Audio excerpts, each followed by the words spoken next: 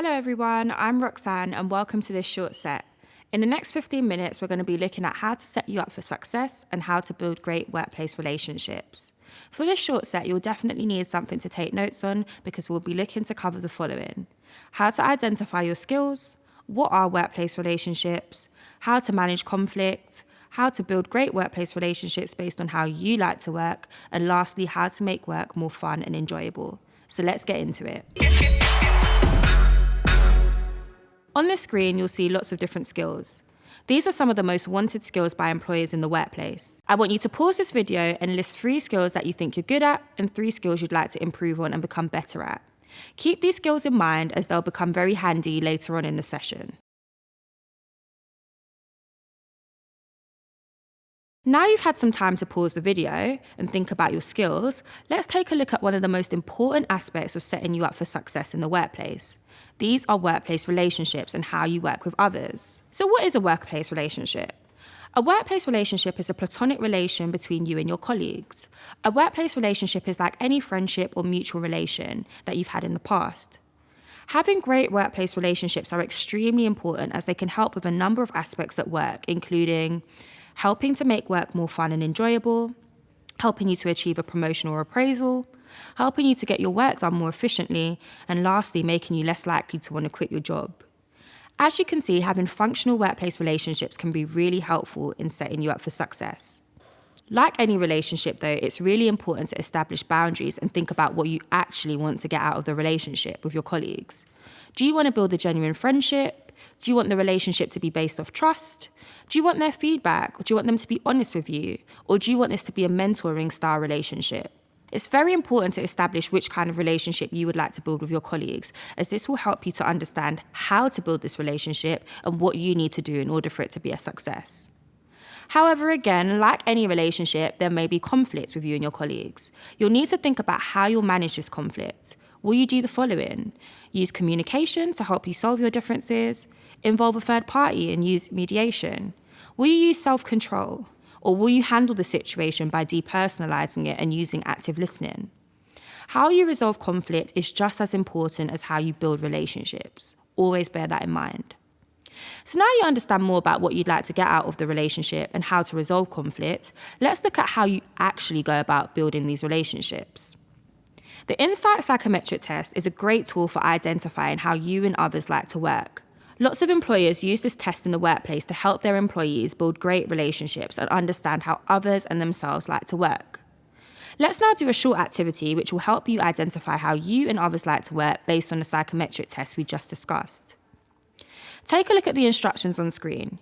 You'll need something to take notes on because some words will now flash up on the screen.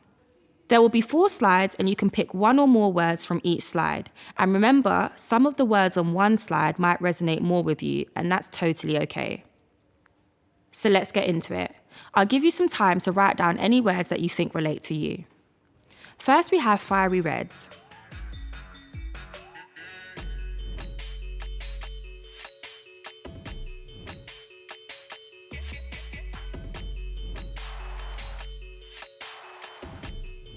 Now we have sunshine yellow.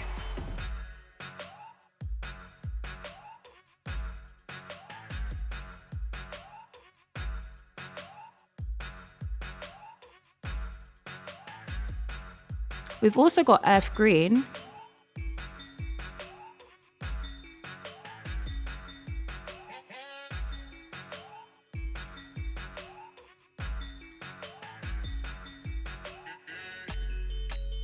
And cool blue.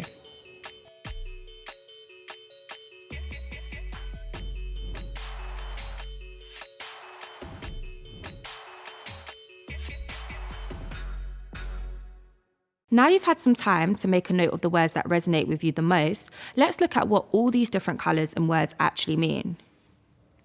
Each colour represents a different energy. There's fiery red, earth green, cool blue, and sunshine yellow. Each of these colour energies have a preferred way of working and a personality type. It's also possible to be a mixture of 2 colours. These energy preferences can be super useful for understanding how others like to work in the workplace.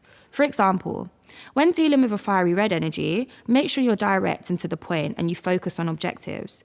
This might mean that if you're dealing with a fiery red energy in the workplace, always be sure to have your facts together before approaching that person. If you're working with earth green energy, it may be important that you involve them in the decision-making process and be patient and supportive while working with them. Remember, not everyone will work at your speed.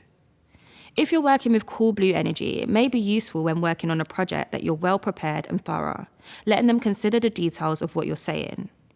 And lastly, if you're working with sunshine yellow energy, it may be important to involve the individual in the decision-making process, but be fun and flexible in your approach. Some of these working styles may have resonated with you, and if so, this shows you how important it is to consider how different people like to work. When you identify this, you'll be well on your way to building great workplace relationships. We spoke to Miss Banks earlier about how she sets herself up for success in her day job. Hey Miss Banks, how are you? I'm good, thank you. How are you? I'm really good. So I just wanted to get your opinion on how you kind of set yourself up for success. So what do you think is the key to building successful relationships with the people you work with? Be confident, being yourself, just taking opportunities to actually speak to people and have a plan and really focus on like success. I feel like a lot of us want it, but we don't think about it a lot and we don't really like plan like we are going to be successful. You have to really move like you're going to be and just take opportunities, speak to people, get their ideas and try to learn from other people. Yeah, kind of like manifesting it, putting it out there. Manifesting it for sure. And when you meet other people that can kind of help you get there, just speak to them and see how they feel about it. Yeah, I love that. So I was watching you on stage earlier and you definitely look like you have a lot of fun while you're working. I do. How do you like make work fun and productive at the same time? It's naturally fun to me. I would always advise someone to go where their passion is. And sometimes I feel like when we're younger, we have loads of things we want to do, but when you don't water it, you kind of lose like passion for it. You actually have to like, say for instance, I've always loved rapping, but if I didn't keep rapping, I wouldn't have passion for it anymore. I've always kind of worked on it. You have to keep feeding that thing. So, but it's naturally, I just have fun because it's something I love. I've always loved it. I always say pick where your passion is and pick what you're good at and what you love because it won't feel like hard work, it will feel inspired. Yeah. Of course, I love that. Thank you so much. You're more than welcome. It was great hearing from Miss Banks. Now let's finally look at how we go about making work super enjoyable, productive and fun. Getting the most from your job is very important. That's why it's super key that you make work as productive as possible. Let's look at some of my top tips for making work more productive. Plan your to-do list in advance. This means that you know what you're doing each day and you know how you'll be spending your time. Manage your time and energy. Make sure you have clear timelines for when you want to get things done, and make sure if you feel yourself slipping, you take some time out to get your energy levels back up. Get better at saying no. Saying no can be really hard when you're new in the workplace or even a young person, but saying no is so important and helpful to help manage expectations of others. Remember to take regular breaks. And lastly, ensure you're still making time for the things you love. Those are just a few ways to make work more productive. Now let's look at how we make work more fun. Making sure you have fun at work is super important. Work shouldn't just be productive, it should be fun too. Engage with the social aspects of your job. Go to work drinks, social parties, and team events. You don't have to go to every event, but going to some will definitely make work more fun. Make friends. Try and make 1 to 2 genuine friends, as this will help with your confidence and your mental health. Leave work at work. Don't take your work home with you. Leave the work things at work, and again, this will be really helpful for your mental health, and it will also help create a separation between work and home. Lastly, reward yourselves for completed achievements and milestones. Be kind to yourself. Working can be very exhausting and mentally demanding, so always make time to give yourself small rewards for the things you've done and achieved. And there you have it, my top tips for making work more successful. To wrap up, remember those skills we identified at the beginning. Keep those in mind and always remember to develop on them. Remember that building workplace relationships are very important to help with success. Remember to make work more enjoyable and productive. And lastly, remember that you are setting yourself up for success. Thank you so much for tuning into this short set. And remember to tune into the Make It Work For You main stage webinar, all about discovering your specialist skills, as well as the stepping out of your comfort zone short set. Thanks, everyone.